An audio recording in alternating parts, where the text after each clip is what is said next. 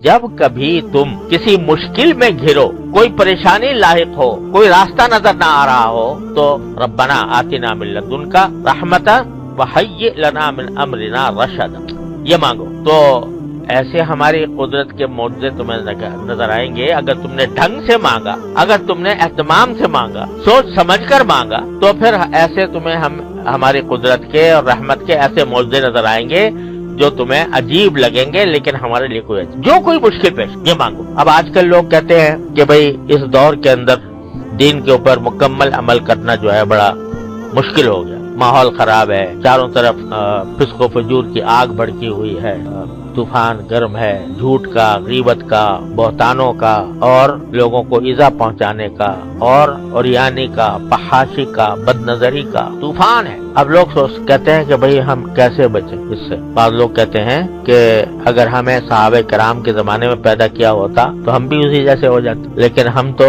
इस 14वीं 15वीं सदी में पैदा हुए हैं और ऐसे माहौल में पैदा हुए हैं कि जो डूबा हुआ है मासियतों में, गुनाहों में। आदमी बाहर निकले तो निगाह को पनाह नहीं मिलती, मजलिस में बैठे तो जबान को पनाह नहीं मिलती, कान को पनाह नहीं मिलती, कोई ना कोई मसला इंसान के साथ रहता है। तो कहाँ जाए, किस तरह हम अपने आप को बचाएं? तो अल्लाह ताला ने बता दिया कि इस तरह बचाओ कि हमसे मांगो। क्या मांगो?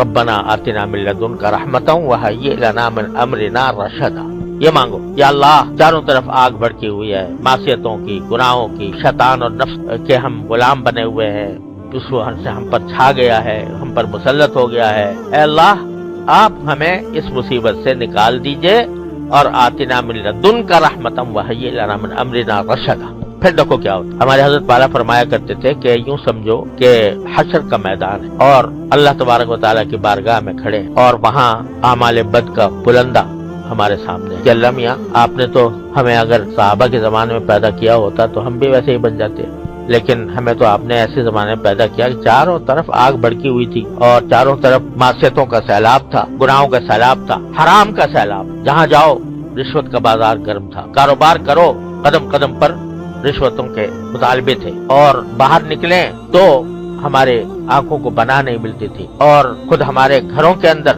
जो है वो ओरियानी और फहाशी का एक बड़ा सैलाब खुद हमारे हाथों में मौजूद था। तो ऐसे में हम क्या करते? आपने पैदा ही ऐसे वक्त में किया था। बज़ाहिर तो तुमने जवाब ऐसा दे दिया कि जो है उसको समझना चाहिए, लेकिन अगर बारी ताला उसके जवाब में ये पूछ ले कि ठीक है, हमने पैदा किया था तुम्हें ऐसे माहौल के अंदर, जुल्मतों का माहौल था, मासियतों का माहौल था, लेकिन क्या कभी हमसे मांगा तुमने? क्या तुमने कभी हमसे मांगा कि या अल्लाह, ये चारों तरफ ये आग भड़की हुई है, इससे हमें निकाल दीजिए? तुमसे गुनाह अगर छूट नहीं रहा था तो हमसे मांगते ना कि अल्लाह छूट नहीं रहा, छुड़वा दीजिए, और अज़म के साथ मांगते कि ये छुड़वा दीजिए और हमें अपना ताबे फरमान बना लीजिए, हमें इत्तबाए सुन्नत की तौफीक अता फरमाइए। ये मांगते ना हमसे, मांगा के अगर मांगा तो बेशक तुम्हारा उज़्र जो है वो ठीक है कि हमने तो आपसे मांगा भी था, आपने दिया ही, लेकिन हमसे मांगा कब? अगर मांगते और अगर हम ना भी देते तो तुम्हारे लिए एक उज़्र था, तुम्हें फिर भी हम जन्नत में दाखिल कर। लेकिन जब तुमने हमसे मांगा ही नहीं, जबकि हम बार बार कह रहे थे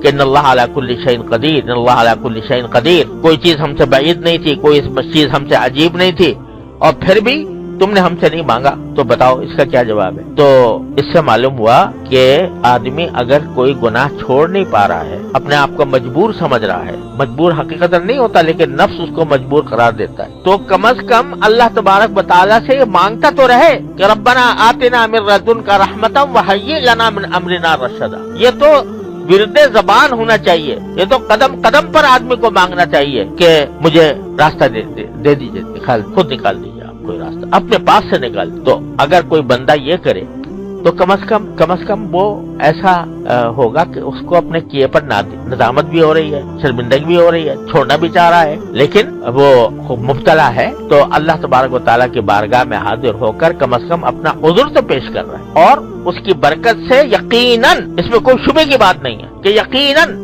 उसको रास्ता मिलेगा। बाल औक़ात कुछ देर लग जाती है।